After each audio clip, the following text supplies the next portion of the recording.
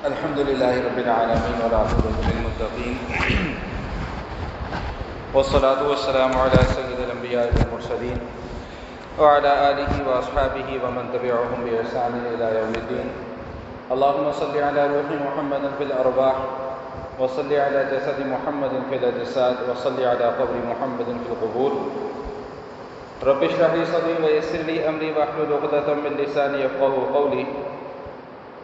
سبحان ربك رب العزة عما يصفون وسلام على المرسلين والحمد لله رب العالمين. گزشتہ نشست میں سورۃ المؤمن میں رجل مومن کا تذکرہ چل رہا تھا، اور رجل مومن کے حوالے سے یہ بات عرض کر دی تھی کہ موسیٰ علیہ السلام کی نبوت کی تصدیق کرنے والا یہ شخص تھا، فرعون کی قوم میں سے تھا، اور نبی پاک صلی اللہ علیہ وآلہ وسلم کا ایک فرمان بھی آپ کے سامنے پیش کر دیا تھا کہ جس میں حضور اقدس صلی اللہ علیہ وسلم نے ارشاد فرمایا کہ 3 لوگ صدیق ہیں، ایک حبیب نجار جس کا میں نے عرض کر دیا تھا کہ سورہ یاسین میں اس کا واقعہ گزر چکا، دوسرا یہ رجل مومن، اور تیسرے جناب سیدنا ابو بکر صدیق رضی اللہ تعالی عنہ. اور یہ بات بھی عرض کر دی تھی کہ ان کو صدیقیت کا مقام اپنے وقت کے نبی کی مدد، نصرت اور تائید کرنے کی وجہ سے ملا. ایک روایت اور سن لیجئے، پھر میں بات کو آگے چلاتا ہوں. جیسا کہ اس رجل مومن کا قول یہاں پر ذکر کیا گیا کہ وقال رجل مومن من آل فرعون یکتم ایمانہ اتقتلون رجلا ان یقول ربی اللہ، کہ کیا تم ایک شخص کے قتل کے در پہ صرف اس بنیاد پر ہو گئے ہو کہ وہ کہتا ہے کہ ربی اللہ، میرا رب اللہ ہے. بعینہ یہی الفاظ سیدنا ابو بکر صدیق رضی اللہ تعالیٰ عنہ نے ایک موقع پر نبی علیہ السلام کے لیے بھی بیان فرمائے. جب مکہ میں کچھ مشرکین نے نبی علیہ السلام کو تکلیف اور اذیت پہنچائی. ایک مشرک کے متعلق آتا ہے کہ اس نے حضور اقدس صلی اللہ علیہ وسلم کی گردن میں اپنی چادر ڈال کر زور سے کھینچا، تو جناب سیدنا صدیق اکبر رضی اللہ تعالیٰ عنہ نے اس موقع پہ آگے بڑھ کر اس مشرک کو زور سے دھکا دیا اور یہی جملہ ارشاد فرمایا کہ اتقتلون رجلا ان یقول ربی اللہ، کہ ایک آدمی کے قتل کے در پہ تم صرف اس لیے ہو گئے ہو کہ وہ یہ کہتا ہے کہ میرا رب اللہ ہے. وہ تمہارے بتوں کو اپنا معبود نہیں مانتا، وہ تمہارے جھوٹے خداؤں کو اپنا خدا نہیں کہتا، وہ کہتا ہے کہ میرا خدا ایک بھی ہے اور حق بھی ہے، تو صرف اس بنیاد پر تم اس شخص کو قتل کرنا چاہتے ہو. تو رجل مومن نے بھی یہی الفاظ ذکر کیے تھے، اور گزشتہ نشست میں اس کی تقریر کا کچھ حصہ کا ترجمہ میں نے آپ کے سامنے کر دیا تھا، کچھ حصہ باقی رہ گیا، اس کا ترجمہ آج کرتے ہیں، پھر بات کو آگے چلاتے ہیں. وہ رجل مومن اپنی قوم کو کیا کہتا ہے کہ وقال الذی آمن یا قوم اتبعونی اہدکم سبیل الرشاد، کہ اے میری قوم میں تمہیں سیدھے راستے کی طرف رہنمائی کر رہا ہوں. اور وہ سیدھا راستہ کون سا ہے؟ وہ سیدھا راستہ توحید کا راستہ ہے. وہ کفر اور شرک کا راستہ کبھی سیدھا نہیں ہو سکتا. دیکھیں ایک بڑا آسان سا جملہ ہے کہ سیدھا راستہ ہم کس راستے کو کہتے ہیں؟ جو راستہ ہمیں ہماری منزل تک پہنچا دے، وہ سیدھا راستہ ہے. ہماری منزل جنت ہے، ہماری منزل آخرت میں کامیابی ہے، اور آخرت میں کامیابی کا راستہ کفر اور شرک نہیں ہو سکتا، کیونکہ وہ ہمیں ہماری منزل تک لے کر نہیں جائے گا. تو وہ کہتے ہیں میں تمہیں رہنمائی کر رہا ہوں ایک ایسے راستے کی طرف جو تمہیں ہدایت کی طرف لے کر جائے گا. یا قوم انما هذه الحیات الدنیا متاع وان الاخرۃ هی دار القرار. یہ جملہ بڑا قابل توجہ ہے کہ اے میری قوم، یہ دنیا جو ہے نا، دنیا کی زندگی یہ صرف فائدہ اٹھانے کی ایک جگہ ہے.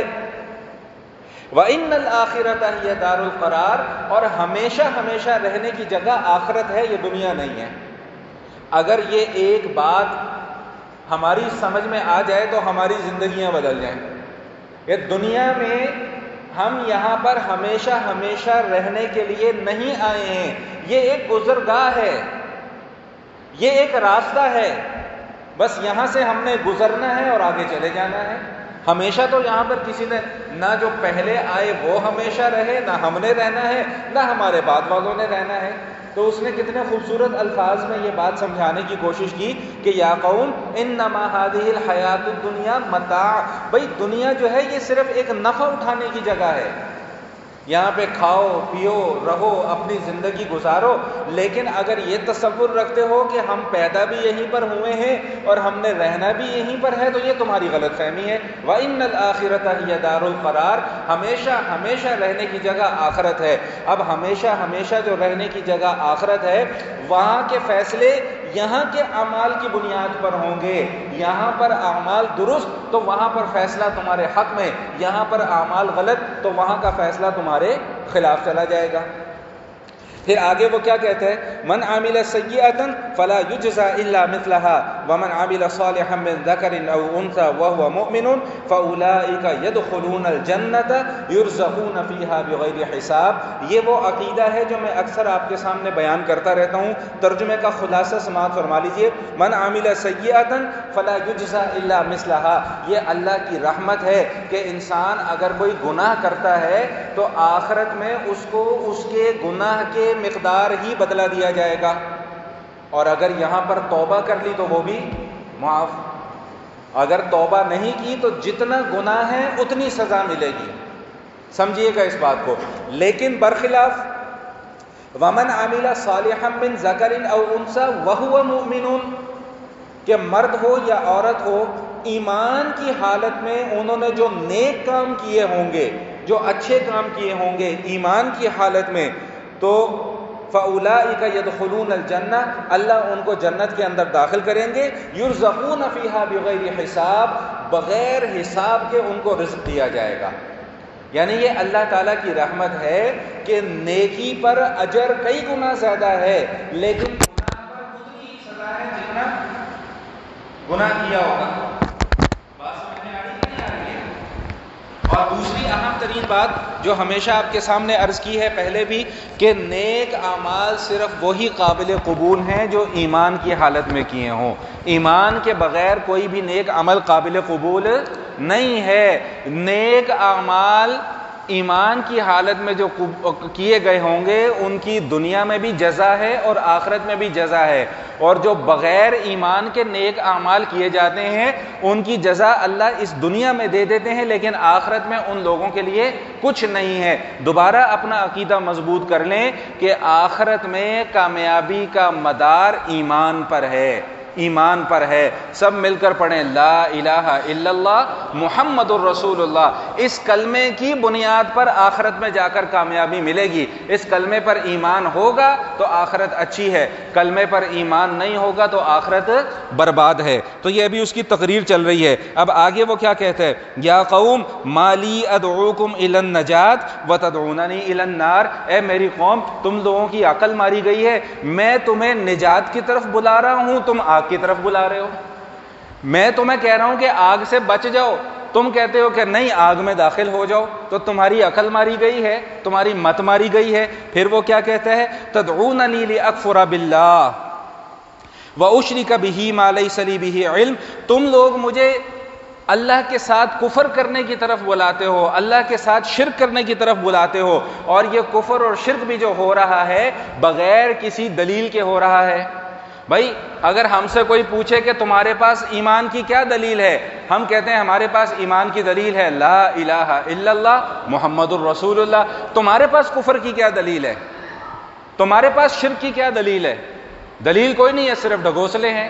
تو یہ رجل مومن کیا کہتا ہے کہ میں تمہیں ایمان کی طرف بلا رہا ہوں، تم مجھے کفر اور شرک کی طرف بلا رہے ہو، اور بغیر کسی بنیاد کے، نہ کفر پر عمل کرنے کی کوئی بنیاد ہے، نہ شرک پر عمل کرنے کی کوئی بنیاد ہے۔ وَأَنَا أَدْعُوكُمْ إِلَى الْعَزِيزِ الْغَفَّارِ، اور میں تو تمہیں ایسے رب کی طرف دعوت دے رہا ہوں جو کہ عزیز بھی ہے غفار بھی ہے۔ عزیز کا کیا معنی کہ وہ غالب ہے، جو چاہے گا کرے گا، جو چاہتا ہے کر سکتا ہے، اور غفار کا کیا معنی کہ اگر کوئی اس سے جا کر معافی مانگے تو پچھلے گناہوں کو معاف بھی کر دیتا ہے تو تم اپنے پچھلے گناہوں کی معافی اس سے مانگو، وہ تمہیں معاف کر دے گا۔ ابھی اس کی تقریر چل رہی ہے، کیا کہتا ہے؟ لا جرم انما تدعوننی الیہ لیس له دعوۃ فی الدنیا ولا فی الآخرہ وان مردنا الی اللہ وان المسرفین هم اصحاب النار۔ یہی بات جو میں نے ابھی عرض کی، خلاصہ جس کا وہی بات یہاں پر بھی آ گئی۔ بھائی ہم ایمان قبول کیوں کرتے ہیں؟ کہ ہمیں ایمان کی دعوت دی گئی ہے۔ نبی کریم علیہ الصلاۃ والتسلیم بشمول تمام انبیاء کرام کے، انہوں نے اپنی اپنی امتوں کو کلمے کی دعوت دی، ایمان کی دعوت دی۔ کفر کی دعوت دینے والا کوئی نہیں آیا، کفر کی طرف بلانے والا کوئی نہیں آیا، باقاعدہ طور پہ کوئی شخص اللہ کی طرف سے نہیں آیا، نعوذ باللہ۔ ویسے سمجھانے کے لیے ایک بات کر رہا ہوں کہ جس نے یہ کہا ہو کہ نہیں ایمان چھوڑو اور کفر اختیار کرو، تو ایمان کی تو باقاعدہ طور پہ دعوت دی گئی ہے، جبکہ کفر کی تو باقاعدہ طور پہ دعوت نہیں دی گئی ہے، تو اس کے باوجود تم ایمان کا راستہ چھوڑتے ہو اور کفر کا راستہ اختیار کرتے ہو۔ بات سمجھ میں نہیں آئی؟ آسان مثال سے سمجھا دیتا ہوں۔ ہمارے سامنے دو برتن پڑے ہوئے ہیں، دونوں میں کھانا ہے، دونوں میں کھانا ہے۔ اب ہمیں اس کھانے کی دعوت دی جاتی ہے کہ آؤ بھئی آ کر کھانا کھا لو، لیکن جب ہم کھانا شروع کرنے لگتے ہیں تو ایک کہنے والا ہمیں یہ کہہ دیتا ہے کہ بھئی اس برتن میں سے نہ کھانا، اس میں زہر ہے۔ اگرچہ اس کے اندر زہر نہیں ہے، لیکن ایک بندے نے ہمیں ڈرا دیا کہ اس کے اندر کیا ہے؟ زہر ہے۔ ہم اس برتن میں سے کھانا کھائیں گے؟ بولے بھائی، ہم اس برتن میں سے کھانا نہیں کھائیں گے، کیونکہ ہمیں ڈر ہے کہ اگر ہم نے یہ کھا لیا تو ہم مر جائیں گے۔ تو بالکل یہی مثال انبیاء کرام کی ہے کہ کفر میں لوگ مبتلا تھے، انہوں نے آ کر ایمان کا برتن سامنے رکھا اور بتایا کہ بھائی اس کے اندر زہر ہے، اس کے پیچھے چلو گے تو جہنم کی آگ میں جلو گے۔ تو اب عقل مندی اور دانش مندی کا تو تقاضا یہ تھا کہ اس برتن کا کھانا چھوڑ دیا جاتا اور ایمان والے برتن کو مضبوطی سے پکڑ لیا جاتا۔ یہی بات وہ رجل مومن یہاں پر سمجھا رہا ہے کہ میں تمہیں دعوت دے رہا ہوں، کفر کی تمہارے پاس کوئی دعوت نہیں ہے، کوئی دلیل نہیں ہے، ایمان کی تو دعوت بھی ہے اور دلیل بھی ہے، اس کے باوجود تم لوگ غلط راستے پر چل رہے ہو۔ میرا خیال ہے اب بات سمجھ میں آ گئی ہوگی۔ آگے چلیے، ابھی کیا کہتا ہے؟ ہاں یہ آ گئی بڑے کام کی بات، بیٹھے رہنے دو یار، کچھ نہیں ہوتا، بیٹھا رہنے دو۔ اب آئیے بڑی کام کی بات جو ہم بھی اکثر دہراتے رہتے ہیں آپ کے سامنے، فَسَتَذْكُرُونَ مَا أَقُولُ لَكُمْ وَأُفَوِّضُ أَمْرِي إِلَى اللَّهِ إِنَّ اللَّهَ بَصِيرٌ بِالْعِبَادِ۔ ان قریب تم میری باتیں یاد کرو گے، پھر تمہیں جا کر یاد آئے گا کہ ہاں ایک آدمی تھا جو ہمیں کہتا تھا کہ ایمان قبول کر لو، ایک آدمی تھا جو کہتا تھا کہ کفر کا راستہ چھوڑ دو، ایک آدمی تھا جو کہتا تھا کہ شرک کا راستہ چھوڑ دو۔ وہ کہتا ہے فَسَتَذْكُرُونَ مَا أَقُولُ لَكُمْ، ان قریب تمہیں میری یہ ساری کی ساری باتیں یاد آئیں گی۔ ہم بھی یہی کہتے ہیں کہ فَسَتَذْكُرُونَ مَا نَقُولُ لَكُمْ، ان قریب تمہیں علماء کی باتیں یاد آئیں گی کہ ہاں ہمارے علماء صحیح باتیں کیا کرتے تھے، ہم غلط تھے، ہم نے غلط راستے کا انتخاب کر رکھا تھا۔ لیکن ساتھ ساتھ اس نے ایک دعا اور اللہ سے مانگی، وَأُفَوِّضُ أَمْرِي إِلَى اللَّهِ، میں اپنا معاملہ اللہ کے سپرد کر دیتا ہوں۔ یہ ایسی کمال کی دعا ہے، ایسی کمال کی دعا ہے کہ اگر ایمان اور یقین کے ساتھ اس دعا کو مانگ لیا جائے تو دنیا کی ساری مشکلات حل ہو جائیں۔ وَأُفَوِّضُ أَمْرِي إِلَى اللَّهِ، یاد کر لیں اس دعا کو، وَأُفَوِّضُ أَمْرِي إِلَى اللَّهِ إِنَّ اللَّهَ بَصِيرٌ بِالْعِبَادِ۔ اللہ تعالیٰ تو دیکھ رہے ہیں کہ میرے بندے کیا کرتے ہیں۔ اب ادھر اس رجل مومن نے یہ دعا کی، ادھر اللہ تعالیٰ نے اس دعا کو قبول کر لیا۔ درمیان میں کیا حالات ہوئے قرآن نے ان حالات کو ذکر نہیں کیا، لیکن نتیجہ ذکر کیا۔ نتیجہ کیا ذکر کیا؟ فَوَقَاهُ اللَّهُ سَيِّئَاتِ مَا مَكَرُوا وَحَاقَ بِآلِ فِرْعَوْنَ سُوءُ الْعَذَابِ، کہ اللہ تعالیٰ نے اس رجل مومن کو فرعون اور اس کی قوم کی شر پسندیوں سے بچا لیا۔ معلوم یہ ہوا کہ فرعون اور فرعون کی قوم اس رجل مومن کو نقصان پہنچانا چاہتی تھی، تبھی تو اللہ نے بچایا۔ اور دوسری بات یہ معلوم ہوئی، جس کو میں ہمیشہ عرض کیا کرتا ہوں، کہ بھائی دین کے راستے پر چلیں گے تو مشکلات آئیں گی، دین کے راستے پر چلیں گے تو مشکلات آئیں گی۔ یہ ہو ہی نہیں سکتا کہ انسان دین کا کام کر رہا اور اس پر مشکلات نہ آئیں، یہ ہو ہی نہیں سکتا۔ دین کا کام کرنا یا دین پر چلنا یہ کوئی پھولوں کا بستر نہیں ہے، یہ کانٹوں کی سیج ہے، تبھی تو جا کے جنت ملے گی۔ ہم نے کیا سمجھ رکھا ہے کہ جنت کا ملنا بہت آسان ہے، ایسے بس یوں چٹکی بجائیں گے اور ہمیں جنت مل جائے گی، ایسے یوں چٹکی بجائیں گے تو جنت الفردوس میں پہنچ جائیں گے، ایسے یوں چٹکی بجائیں گے تو ہمارے سارے مسئلے مسائل حل ہو جائیں گے۔ نہ بھائی نہ، اتنا آسان نہیں ہے جنت کا ملنا۔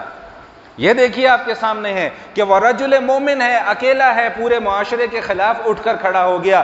پورے معاشرے کے خلاف اٹھ کر کھڑا ہونا کوئی آسان کام نہیں ہے، اس کے لیے دل گردہ چاہیے۔ اپنے خاندان کی مخالفت کرنا کوئی آسان کام نہیں ہے دین کے معاملات میں۔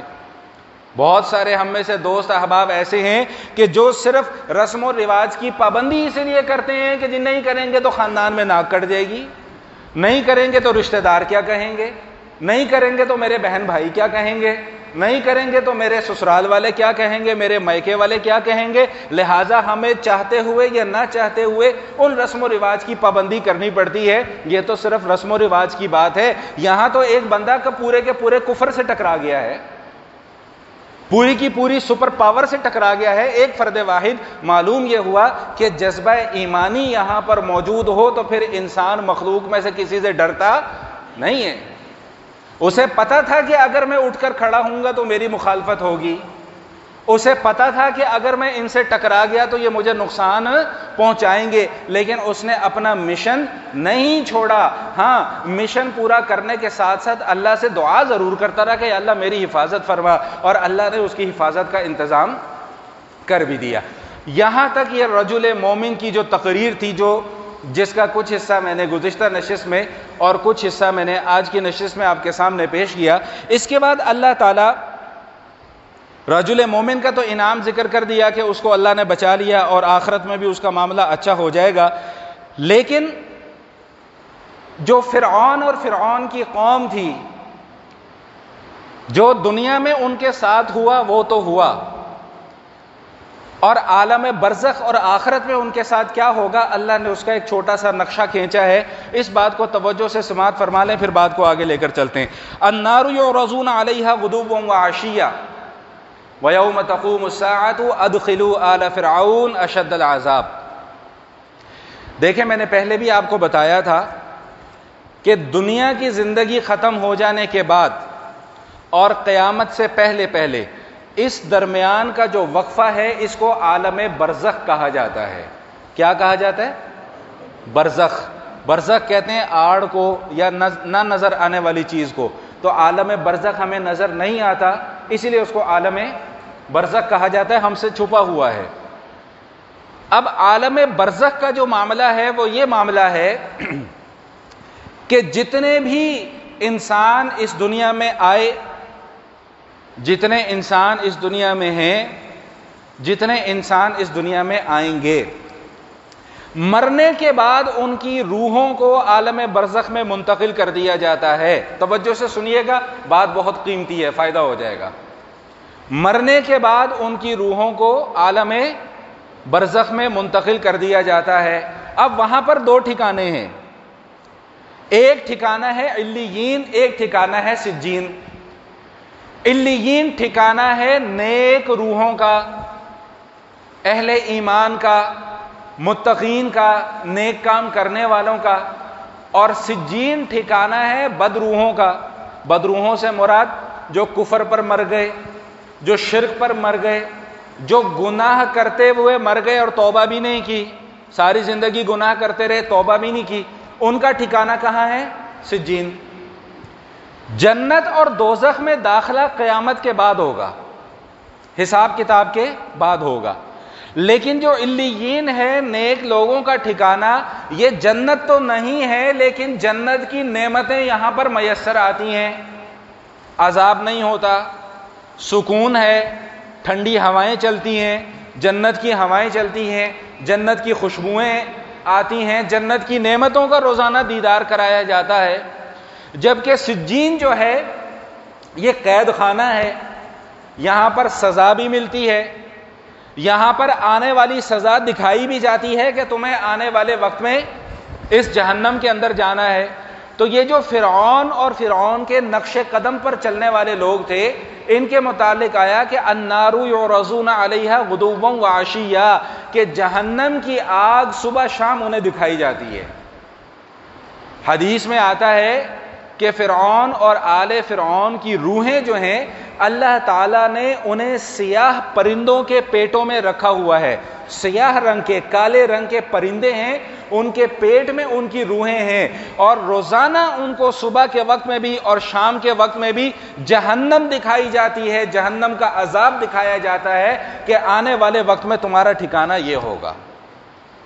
جیسے ڈاکٹر کے پاس جاؤ تو وہ کہتا ہے نا جی ایک گولی صبح کھا لو، ایک گولی شام کو کھا لو، تو بالکل آل فرعون کے ساتھ یہی معاملہ چل رہا ہے۔ تو ایک خوراک جہنم کی ان کو صبح کے وقت دی جاتی ہے، ایک خوراک جہنم کی ان کو شام کے وقت میں دی جاتی ہے۔ ایک حدیث اور سماعت فرما لیں، پھر بات کو آگے چلاتا ہوں۔ نبی پاک صلی اللہ علیہ وآلہ وسلم ارشاد فرماتے ہیں کہ تم میں سے ہر شخص کو قیامت سے پہلے پہلے اس کا ٹھکانہ دکھایا جاتا ہے۔ جو قبر میں پڑا ہوا ہے، قبر جہاں بھی ہے، اس کو اس کا ٹھکانہ صبح شام دکھایا جاتا ہے۔ اگر اس نے قیامت کے بعد جنت میں جانا ہے تو اسے جنت میں اس کا ٹھکانہ دکھایا جاتا ہے کہ بھائی یہ تیرا گھر ہے، مستقبل میں تو نے یہاں پر جا کر رہنا ہے۔ اور اگر خدا نہ خواستہ جہنم اس کا ٹھکانہ ہے تو اسے جہنم دکھائی جاتی ہے کہ بھائی یہ تیرا گھر ہے، تجھے مستقبل میں یہاں پر جا کر رہنا ہے۔ پہلے عذاب کم ہے جو مستقبل کی حالت دکھا کر اور عذاب میں مبتلا کر دیا گیا۔ اسی لیے رجل مومن کی اس بات کو یاد کر لیں کہ فَسَتَذْكُرُونَ مَا أَقُولُ لَكُمْ، تمہیں میری باتیں کل یاد آئیں گی، پھر تم یاد کرو گے کہ ہاں رجل مومن ہمیں صحیح کہتا تھا، کاش کہ ہم اس کی باتیں مان لیتے، کاش کہ ہم اس کی بات مان کر اس کے کہے پر چل لیتے، کاش کہ ہم فرعون کا پیچھا چھوڑ دیتے، آج ہمیں یہ اللہ کا عذاب بھگتنا نہ پڑتا۔ یہ رجل مومن کا تذکرہ مکمل ہوا، جس بنیاد پر اس سورت کا نام سورہ مومن ہے۔ صرف 2 مضامین مختصر اور اس سورت کے عرض کروں گا، پھر اس کے بعد اس مضمون کو سورت کو میں مکمل کر رہا ہوں۔ یہاں پر اللہ تعالیٰ نے دعا کے حوالے سے کچھ باتوں کو بیان فرمایا ہے، وہ ذرا سمجھ لیں، اہم مضمون ہے۔ اللہ تعالیٰ ارشاد فرماتے ہیں کہ وَقَالَ رَبُّكُمُ ادْعُونِي أَسْتَجِبْ لَكُمْ إِنَّ الَّذِينَ يَسْتَكْبِرُونَ عَنْ عِبَادَتِي سَيَدْخُلُونَ جَهَنَّمَ دَاخِرِينَ۔ اللہ تعالیٰ ارشاد فرما رہے ہیں کہ اے میرے بندو مجھ سے مانگو۔ کون کہہ رہا ہے؟ بولو بھائی، اللہ۔ کیا کہہ رہے ہیں؟ دوبارہ بولیں، کیا کہہ رہے ہیں؟ دوبارہ بولیں، کیا کہہ رہے ہیں؟ اللہ۔ تو مانگنا کس سے ہے؟ مانگنا کس سے ہے؟ بس اسی پہ اپنا عقیدہ مضبوط رکھیں۔ وَقَالَ رَبُّكُمُ ادْعُونِي، مجھ سے مانگو، استجب لکم، قبول کروں گا۔ مانگنے والے تو بنو، تم نے مانگنا چھوڑ دیا، اس نے دینا بند کر دیا۔ سمجھ میں آئی بات؟ مخلوق کے در پر جاؤ گے تو یہ ٹھوکریں ملیں گی، اللہ کے در پر جاؤ گے سب کچھ ملے گا۔ وَقَالَ رَبُّكُمُ ادْعُونِي أَسْتَجِبْ لَكُمْ، اور ساتھ ساتھ یہ بھی بتلا دیا إِنَّ الَّذِينَ يَسْتَكْبِرُونَ عَنْ عِبَادَتِي سَيَدْخُلُونَ جَهَنَّمَ دَاخِرِينَ، جو لوگ مجھ سے مانگتے نہیں ہیں جہنم میں داخل کروں گا۔ اب چند احادیث ہیں اس حوالے سے، وہ سماعت فرما لیں۔ نبی پاک صلی اللہ علیہ وآلہ وسلم ارشاد فرماتے ہیں کہ مَن لَّمْ يَسْأَلِ اللَّهَ يَغْضِبُ عَلَيْهِ، جو اللہ سے مانگتا نہیں ہے اللہ اس سے ناراض ہو جاتے ہیں۔ مزید کچھ کہنے کی ضرورت ہے؟ جو اللہ سے نہیں مانگتا اللہ اس سے ناراض ہو جاتے ہیں، پھر اللہ اسے مخلوق کے در پر چھوڑ دیتے ہیں کہ جا ادھر بھی ٹکرے مار، ادھر بھی ٹکرے مار، ادھر بھی ٹکرے مار، ملنا تجھے کچھ بھی نہیں ہے۔ دیکھیں ایک بات سمجھ لیں، ایک ہوتا ہے ضروریات کا پورا ہو جانا، وہ تو کافروں کی بھی ہو رہی ہیں۔ ایک ہے اللہ کی طرف سے خاص عطا کا ہونا، یہ صرف اہل ایمان کو ہوتی ہے، نہیں پلے پڑی بات۔ بھائی کھانا ہم لوگ کھاتے ہیں کہ نہیں کھاتے؟ کھانا تو کافر بھی کھاتے ہیں۔ پانی ہم لوگ پیتے ہیں، پانی تو کافر بھی پیتے ہیں، لباس ہمارے پاس ہے، لباس تو ان کے پاس بھی ہے، کھانا پینا رہنا چلنا پھرنا اٹھنا بیٹھنا ان لوگوں کا ہم سے زیادہ اچھا ہے۔ تو یہ اللہ ان کی ضروریات کو پوری کر رہے ہیں، عطا نہیں ہے اللہ کی، یہ عطا کا معاملہ اللہ نے میرے اور آپ کے ساتھ رکھا ہوا ہے۔ تو ضروریات تو سب کی پوری ہو جاتی ہیں، ضروریات کا پورا ہونا کمال نہیں ہے، اللہ کی طرف سے عطا کا فضل کا ہونا یہ اصل کمال ہے۔ میرا خیال ہے اب بات سمجھ میں آ گئی ہوگی۔ تو نبی کریم علیہ الصلوۃ والتسلیم کیا ارشاد فرما رہے ہیں؟ من لم یسأل اللہ یغضب علیہ، جو اللہ سے مانگتا نہیں ہے اللہ اس سے ناراض ہو جاتے ہیں۔ تو جو اللہ سے مانگتا ہے، اس کا نتیجہ الٹا کرو تو کیا نکلے گا؟ جو اللہ سے مانگتا ہے اللہ اس سے خوش ہوتے ہیں، راضی ہوتے ہیں۔ ہاں، مانگنا ہمارا کام ہے، کب دینا ہے، کہاں دینا ہے، کیسے دینا ہے، یہ اس کی ذمہ داری ہے، یہ میری آپ کی سردرد نہیں ہے۔ ہم نے صرف، میں ہمیشہ یہ جملہ کہا کرتا ہوں کہ ہم نے صرف درخواستیں لکھ لکھ کر اللہ کو پیش کرنی ہے۔ کب قبول ہوتی ہے، کیسے قبول ہوتی ہے، اللہ اس کے لیے اسباب کیا بنائیں گے، یہ سوچنا میرا اور آپ کا کام نہیں ہے۔ نبی پاک صلی اللہ علیہ وآلہ وسلم ارشاد فرماتے ہیں اللہ تعالی اس وقت تک بندے کی دعا قبول کرتے رہتے ہیں جب تک کہ بندہ دعا مانگنے میں جلد بازی نہ کرے۔ صحابہ نے عرض کیا یا رسول اللہ، دعا مانگنے میں جلد بازی کا مطلب کیا ہے؟ ارشاد فرمایا کہ دعا مانگنے میں جلد بازی کا مطلب یہ ہے کہ بندہ دعا کر رہا ہے، بار بار کر رہا ہے، روزانہ کر رہا ہے، لیکن بظاہر دعا قبول ہونے کے کوئی اثرات نظر نہیں آتے، تو بندہ یہ کہہ کر دعا کرنا چھوڑ دے کہ تو میری تو دعا ہی قبول نہیں ہوتی۔ یہ کہنا میرا کام نہیں ہے۔ ہم اللہ کو پابند نہیں کر سکتے، ہم اللہ سے مانگ سکتے ہیں۔ اور ایک حدیث میں بار بار آپ کے سامنے عرض کیا کرتا ہوں، بتایا کرتا ہوں، سنایا کرتا ہوں کہ جتنا زیادہ مانگو گے اتنا اللہ خوش ہوتے ہیں۔ اللہ جبریل کو بھی کہہ دیتے ہیں کہ مجھے اس بندے کا رونا دھونا پسند ہے، ابھی ٹھہر جا اور رونے دے اس کو، تھوڑے دنوں بعد اس کا کام کریں گے، اور رونے دو اس کو، اور گڑ گڑانے دو اس کو، مجھے اس کا رونا پسند آ رہا ہے، مجھے اس کی آواز اچھی لگ رہی ہے۔ تو ذرا چشم تصور سے غور کیجئے گا، جائزہ لیجئے گا کہ رات کو مصلی پر بیٹھ کر آپ اللہ سے گڑ گڑا رہے ہوں، اللہ کے سامنے رو رہے ہوں، اور ادھر آسمانوں پر اللہ تعریف آپ کی کر رہا ہو کہ مجھے اس بندے کا رونا پسند ہے۔ تو میرا خیال ہے کہ اگر یہ بات ہم اپنی آنکھوں سے دیکھ لیں تو ہم میں سے کوئی بھی یہ تمنا نہیں کرے گا کہ ہماری کوئی دعا یہاں پر قبول ہو۔ وہ کہے گا مجھے یہ بات زیادہ پسند ہے کہ میرا اللہ میری تعریف کر رہا ہے کہ مجھے اس کا رونا اچھا لگتا ہے، مجھے اس کا رونا پسند ہے۔ حضور علیہ الصلوۃ والسلام ارشاد فرماتے ہیں کہ انسان بندہ جب بھی دعا کرتا ہے 3 باتوں میں سے ایک بات ضرور ہوتی ہے، یا تو وہ دعا اسی وقت قبول ہو جاتی ہے، یا اس دعا کی برکت سے کوئی آنے والی مصیبت ٹل جاتی ہے، یا پھر اس دعا کو آخرت میں ذخیرہ کر لیا جاتا ہے۔ ان 3 باتوں میں سے کوئی ایک بات ضرور ہوتی ہے۔ اور ایک دوسری روایت بھی ساتھ ملا لیں کہ بندہ اللہ کی بارگاہ میں حاضر ہوگا تو اللہ تعالیٰ اس کے سامنے اس کی نیکیوں کے رجسٹر کھول دیں گے۔ بندہ کہے گا یا اللہ میں نے تو یہ نیکیاں کی ہی نہیں، یہ نیکیاں کہاں سے آ گئیں، میں نے تو کیا ہی نہیں ان میں سے کوئی بھی کام۔ تو اللہ فرمائیں گے کہ تو نے فلاں وقت میں مجھ سے دعا مانگی تھی، دنیا میں نے اس دعا کو قبول کیا؟ جی نہیں کیا، یہ وہی نیکی ہے۔ تو اس وقت حدیث شریف میں آتا ہے کہ بندہ یہ تمنا کرے گا کہ کاش دنیا میں میری کوئی بھی دعا قبول نہ ہوتی، آج یہ ساری کی ساری دعائیں مجھے نیکیوں کی صورت میں یہاں پر ملتی۔ تو وقال ربکم ادعونی استجب لکم، کہ اللہ فرماتے ہیں کہ مجھ سے مانگو میں تمہیں دوں گا۔ ان الذین یستکبرون عن عبادتی سیدخلون جہنم داخرین، جو لوگ تکبر کرتے ہیں، معلوم یہ ہوا کہ اللہ سے نہ مانگنا یہ تکبر ہے، اللہ سے دعا نہ مانگنا یہ تکبر ہے۔ 3-4 منٹ رہ گئے ہیں، کچھ اہم باتیں میں نے کرنی ہیں، ذرا دل کے کان کھول کے ان کو سماعت فرما لیں۔ نبی پاک صلی اللہ علیہ وآلہ وسلم نے چند باتیں ایسی بیان فرمائی ہیں کہ اگر ہم ان باتوں کا اہتمام کر لیں تو بہت فائدہ ہو سکتا ہے۔ حضور علیہ الصلوۃ والسلام ارشاد فرماتے ہیں کہ فرض نماز کے بعد جو دعا مانگی جاتی ہے اللہ اس دعا کو قبول کرتے ہیں۔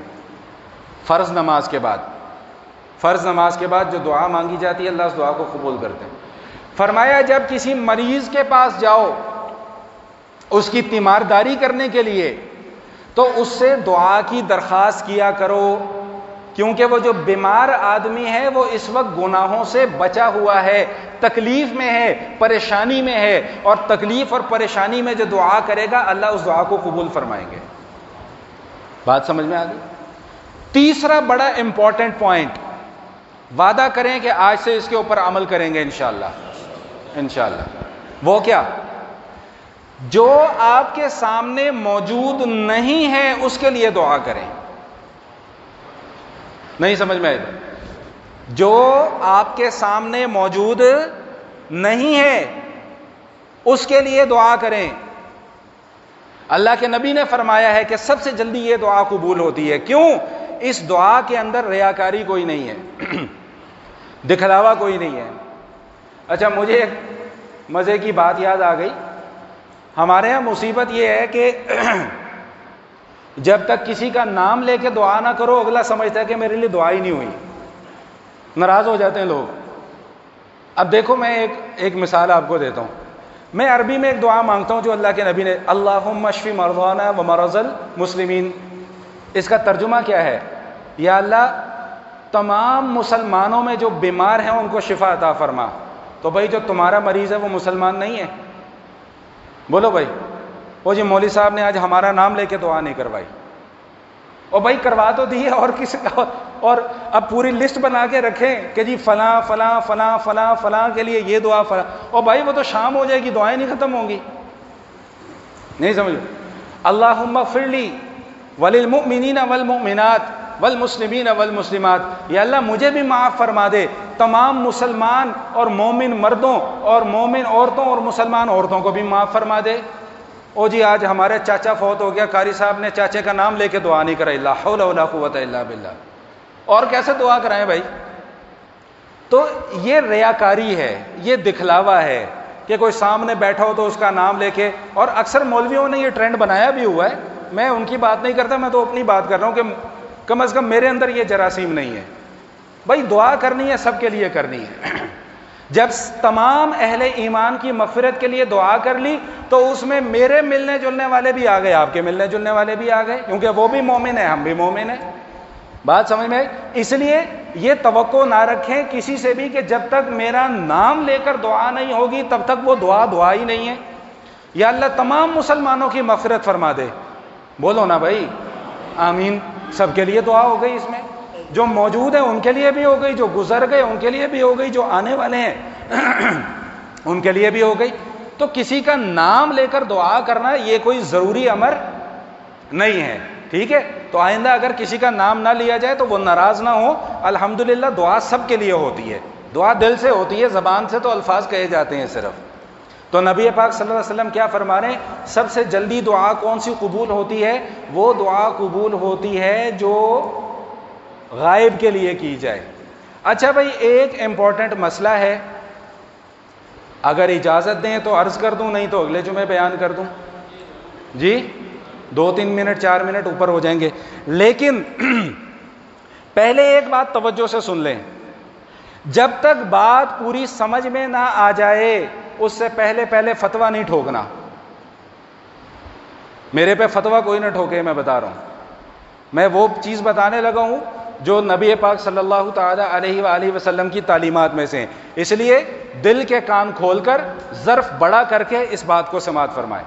ہمارے ہاں ایک بہت بڑا مسئلہ ہے، میں ویسے اختلافی موضوعات کے اوپر بات کرنا پسند نہیں کرتا، لیکن بعض چیزوں کو زبردستی اختلاف میں گھسیڑ دیا جاتا ہے تو پھر سمجھانا ضروری ہوتا ہے۔ مسئلہ سمجھ لیں توجہ کے ساتھ، بہت توجہ رکھیں گے تو اتنی بات سمجھ میں آئے گی۔ یہ جو ہم نماز کے بعد دعا مانگتے ہیں، اس دعا کا مسئلہ کیا ہے؟ یہ دعا ہے کہ نہیں ہے؟ اکثر لوگ سوال کرتے ہیں کہ جی یہ دعا مانگنا ثابت ہے کہ نہیں؟ میں ان سے کہا کرتا ہوں کہ جو ثابت ہے پہلے اس پر عمل کر لو. نہیں سمجھ میں آئی بات؟ دعا مانگنا ثابت ہے یا نہیں، یہ آپ کے بحث کرنے کا مسئلہ نہیں ہے. آپ کے لیے سمجھنے کا مسئلہ کیا ہے کہ 5 نمازیں فرض ہیں، رمضان کا روزہ فرض ہے، زکوٰۃ فرض ہے، حج فرض. تو جو چیزیں ہیں ان کے اوپر عمل کر لو. جو بحث و مباحثے کا کام ہے وہ علماء کے اوپر چھوڑ دو، وہ آپ کے کرنے کا کام نہیں ہے. نمبر 1 سمجھ میں آ گئی بات. نمبر 2، جو حضرات یہ کہتے ہیں کہ جی نماز کے بعد دعا کرنا کہاں سے ثابت ہے، ان سے ہم سوال کرتے ہیں کہ نماز کے بعد اٹھ کر بھاگ جانا یہ کہاں سے ثابت ہے؟ اب مسئلہ سمجھ لیں. نماز کے بعد دعا کرنا نبی پاک صلی اللہ علیہ وآلہ وسلم سے بھی ثابت ہے، صحابہ کا بھی عمل ہے. ہاں اتنی بات ضرور ہے کہ نماز کے بعد دعا کرنا مستحب اور پسندیدہ کام ہے، مستقل سنت نہیں ہے. اب سمجھ لیں ذرا اس بات کو. مطلب اس کا کیا ہوا؟ مطلب اس کا یہ ہوا کہ اگر کوئی فرض نماز کے بعد دعا کر لیتا ہے تو وہ بھی درست ہے، اور اگر کوئی نہیں کرتا تو وہ گستاخ نہیں ہے. بات سمجھ میں آ گئی کہ نہیں آ گئی ہے؟ یہ بات لمبی ہو جائے گی اور ٹائم کم ہو گیا، اگلے جمعے سے ہی انشاءاللہ. وآخر دعوانا الحمدللہ رب العالمین. ٹائم پہ آ جائیے گا، پھر مسئلہ سمجھ میں آ جائے گا.